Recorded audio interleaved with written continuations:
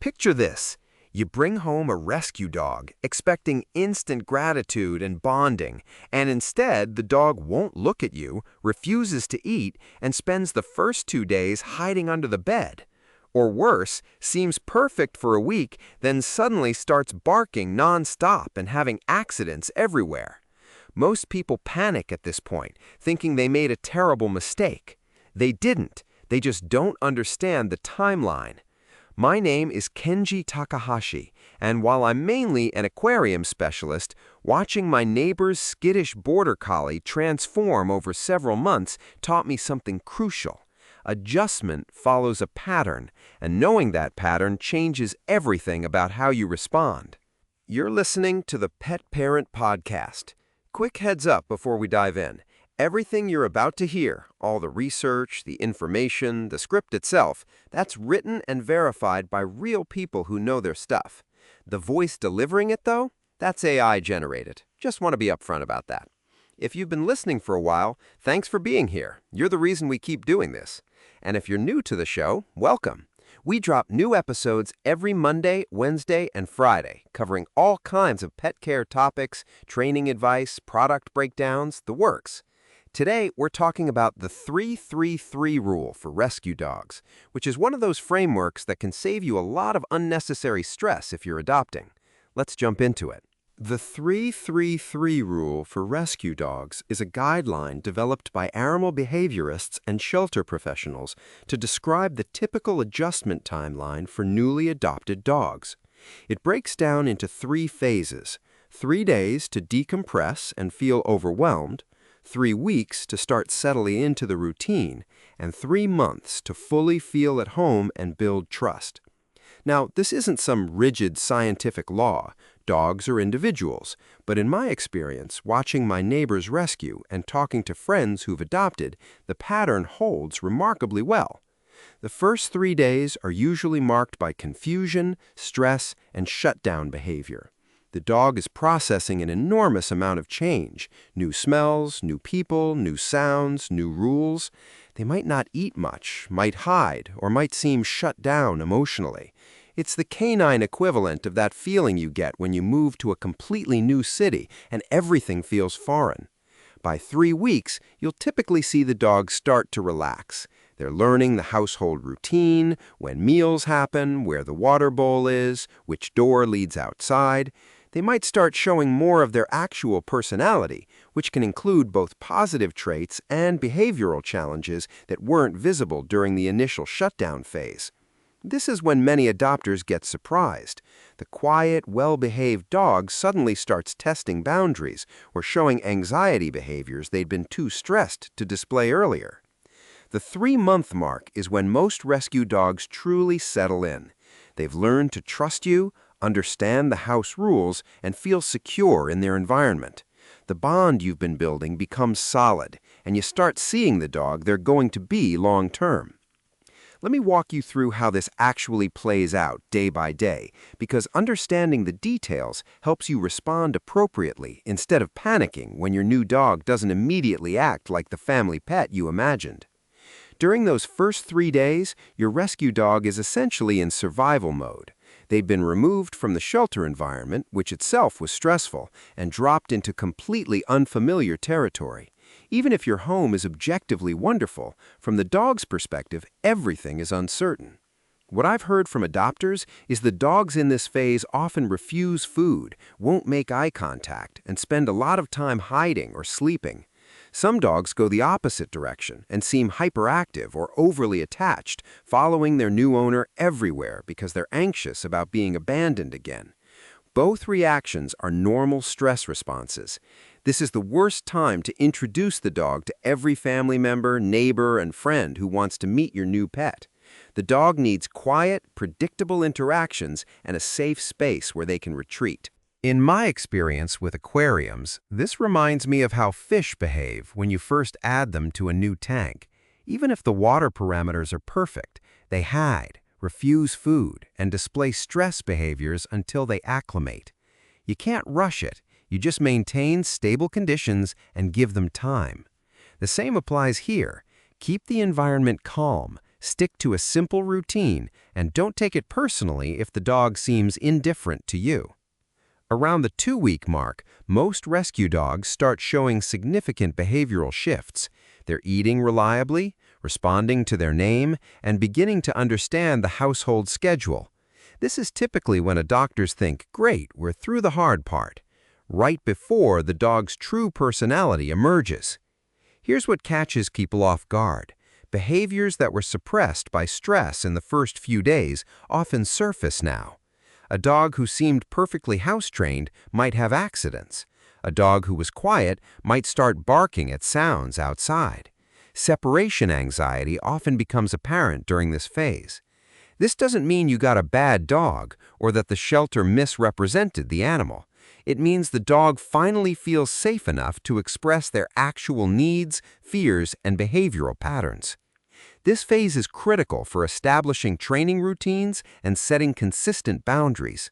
The dog is watching and learning constantly what gets rewarded, what gets ignored, and what the rules are. If you're inconsistent now, you're creating confusion that will persist. On the flip side, this is when positive reinforcement training really starts to stick because the dog is mentally present enough to learn. It's also when you should schedule that first veterinary visit if you haven't already. Many health or behavioral issues that weren't obvious in the shelter environment become apparent once the dog is in a home setting. By month 3, the dog you're living with is much closer to the dog you'll have long-term. They trust that you're not going anywhere, they understand the household routine, and they've formed attachments to family members.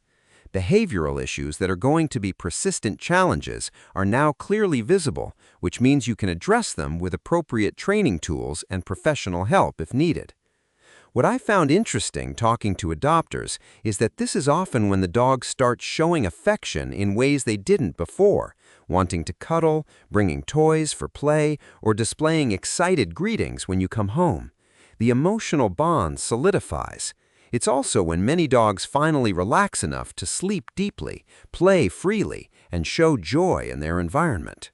That said, 3 months isn't a magic finish line. Some dogs, especially those with significant trauma histories or those adopted as adults with ingrained behavioral patterns, may take 6 months or even a year to fully settle. Senior dogs often adjust faster because they're typically calmer and less reactive than younger animals, but they may also bring age-related health considerations that affect their adjustment. Puppies are a different category entirely. Their adjustment involves not just acclimation, but also developmental stages that extend well beyond 3 months. So why does understanding this timeline actually matter? Because it prevents 2 common mistakes adopters make: giving up too soon and enabling problematic behaviors by avoiding boundaries. If you don't know that the first few days are typically rough, you might interpret normal stress behaviors as signs that you made a bad match. I've heard stories of people returning dogs to shelters within the first week because the dog wasn't friendly or seemed unhappy, when in reality, the dog was just overwhelmed and needed time. Understanding that decompression takes days, not hours, helps you ride out that initial rough patch. Similarly, knowing that behavioral challenges often emerge around week 2 prevents panic when the perfect dog you brought home suddenly starts showing issues. It's not that the dog changed, it's that they finally feel secure enough to be themselves. This is actually progress, even though it feels like a setback. The 3-3-3 framework guides how you structure the dog's environment during each phase. In the first 3 days, you're prioritizing safety and calm, limited interactions, a consistent routine, and a quiet space. By 3 weeks, you're introducing training, socialization, and more normal household activity. At 3 months, you're fine-tuning the relationship and addressing any persistent challenges with the understanding that this is who your dog is. Without this framework, many adopters make the mistake of overwhelming a new dog immediately with too much stimulation, thinking they're showing love and welcome. Or they go the opposite direction and tiptoe around the dog indefinitely, never establishing structure. Both approaches can delay adjustment or create behavioral problems. One thing I've learned from fish keeping is that you can't force a relationship with a living creature. You create conditions where trust can develop naturally over time. The same applies to rescue dogs. The behavioral science behind positive reinforcement training shows that trust and bonding happen through consistent positive interactions repeated over time, not through grand gestures or forced affection. The 3-3-3 rule reminds adopters that bonding is a process, not an event. Your rescue dog won't love you on day one, and that's okay. They might not even seem to like you much during that first week. But if you're patient, consistent, and responsive to their needs, the bond develops on its own timeline. Now, while the 3-3-3 rule is a useful general guideline, real dogs don't read the manual. Several factors can significantly alter the adjustment timeline. A dog who was surrendered by a loving owner due to life circumstances will typically adjust faster than a dog rescued from a hoarding situation or one with a history of abuse. The former already knows what home life looks like and just needs to learn your specific household. The latter may be learning basic concepts like hands don't hurt and food appears regularly. Similarly, temperament plays a huge role. Confident, resilient dogs bounce back faster. Anxious or reactive dogs may need months longer to decompress fully. Age matters too. Senior dogs often settle in quickly because they're past the high-energy testing phase, while adolescent dogs, roughly 6 to 18 months, can be more challenging as they navigate both adjustment and developmental behavior changes simultaneously. A quiet household with 1 or 2 adults and a predictable routine makes adjustment easier than a busy household with multiple children, other pets, and irregular schedules. That doesn't mean high-activity homes can't successfully adopt. It means the 3-3-3 timeline might stretch longer, and you'll need to be more intentional about creating calm spaces and consistent routines. If you have other dogs, the adjustment involves not just adapting to you, but also negotiating social dynamics with resident pets. This can accelerate bonding if the dogs get along well, or complicate it if there's tension. Proper introductions and management become critical. High-energy breeds like Border Collies, Australian Shepherds, and working-line German Shepherds often struggle more with the decompression phase because inactivity stresses them.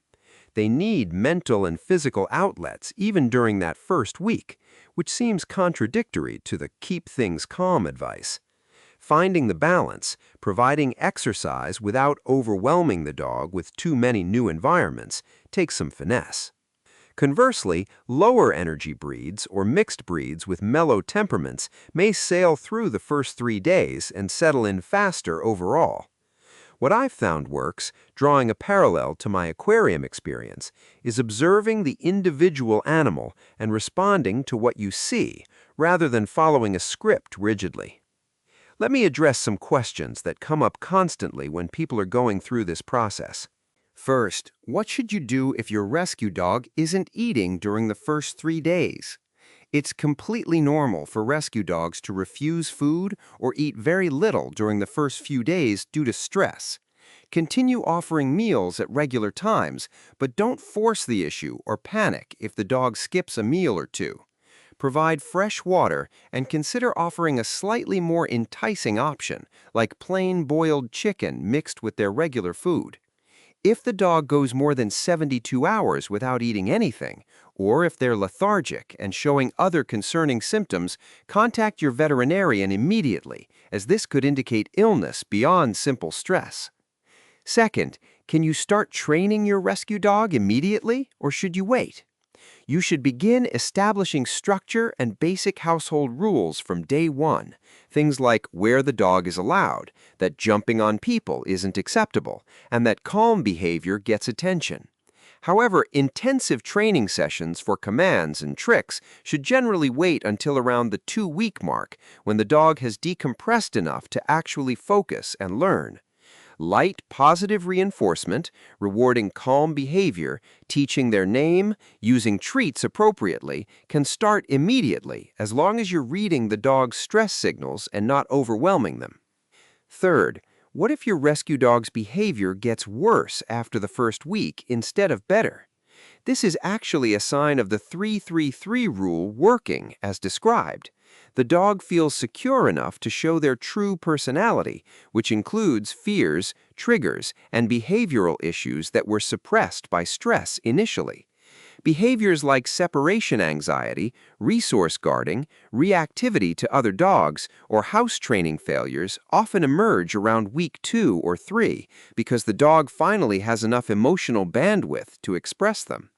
This doesn't mean you made a mistake. It means you're seeing who your dog actually is, which allows you to address real issues rather than managing a shut-down, stressed animal. Consider consulting with a certified dog behaviorist or trainer if challenging behaviors persist. Fourth, do puppies follow the same 3-3-3 rule as adult rescue dogs? Puppies have an additional layer of developmental stages happening simultaneously with adjustment. So while they experience a settling-in period, it doesn't follow the same pattern as adult dogs. Young puppies, under 16 weeks, are typically more adaptable and less traumatized by change, but they're also going through critical socialization windows that require active intervention. Adolescent dogs, 6 to 18 months, often follow something closer to the 3-3-3 timeline, but with added behavioral challenges from hormones and developmental testing. Puppy-specific considerations around training, socialization, and nutritional needs complicate the adjustment period significantly. And finally, how can you tell if your rescue dog is adjusting normally or if there's a problem? Normal adjustment includes gradual improvement over time, the dog eating more consistently, showing interest in their environment, responding to their name, and displaying moments of relaxation even if they're still nervous overall. Red flags that warrant professional evaluation include complete refusal of food past 72 hours, aggressive behavior toward household members, self-harm behaviors like excessive licking or chewing to the point of injury, complete inability to settle or constant pacing beyond the first few days, or extreme panic responses to normal household activities. Trust your instincts. If something feels genuinely wrong rather than just still adjusting, consult your veterinarian or a certified behaviorist. The 3-3-3 rule for rescue dogs provides a realistic framework for understanding what to expect during your adopted dog's adjustment period.